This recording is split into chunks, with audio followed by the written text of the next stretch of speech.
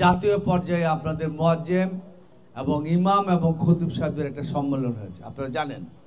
সেখানে উনি একটি কথা বলেছে, যেটা ওই যে চেয়ারম্যান সাহেব বলল যে আমরা অন্তত ঢাকা 11 আসনে হুজুরদের ভবিষ্যতের জন্য আমরা কিছু কাজ করব।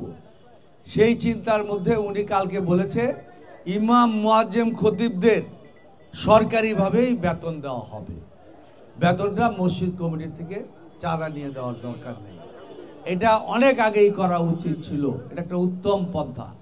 আরেকটা জিনিস করার জন্য আমরা করব, আমাদের এই এলাকায় অলরেডি আমরা কিছু মসজিদে শুরু করেছি প্রভিডেন্ট ফান্ড।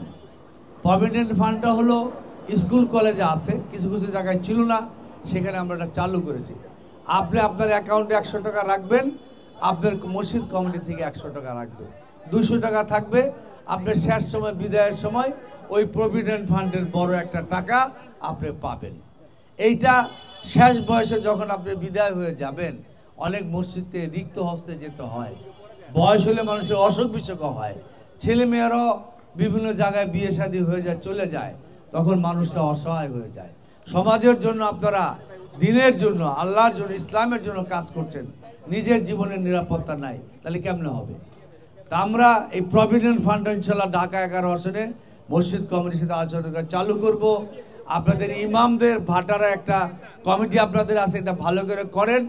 আমরা ওইখানে কিছু অর্থ দিব, যেটা কল্যাণ ফান্ড নামে বিবেচিত হবে।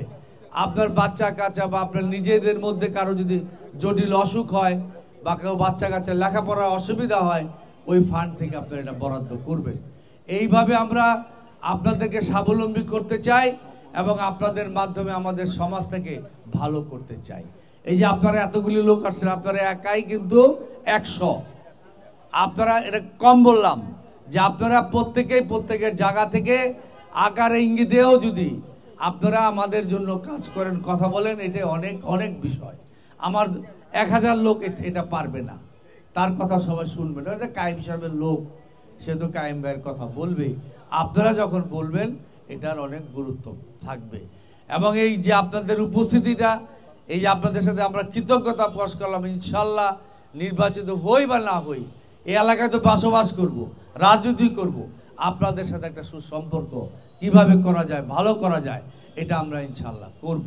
এবং তারেক রহমান সাহেব যে কথাটা বলছে, ওনারা আমি যতটুকু চিনি, ওনার সময় অনেক মিথ্যাচার অপপ্রচার আপনারা শুনেছেন, ওনার সত্য জিনিসটা দেখেন নাই। জিয়ার রহমানের সেও আরো কঠিনতম কঠিন হবে আগামী দিনে রাষ্ট্র পরিচালনায়।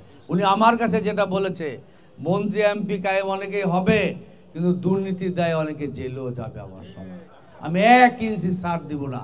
যে কলঙ্ক দিয়ে আমাকে দুর্নীতিবাজ বানিয়ে বাংলাদেশ থেকে পাঠিয়েছে, 100 টাকাও তার দুর্নীতি বের করতে পেরেছে? পারে নাই। শেখ হাসিনার মিথ্যাচারের শিকার হয়েছে উনি।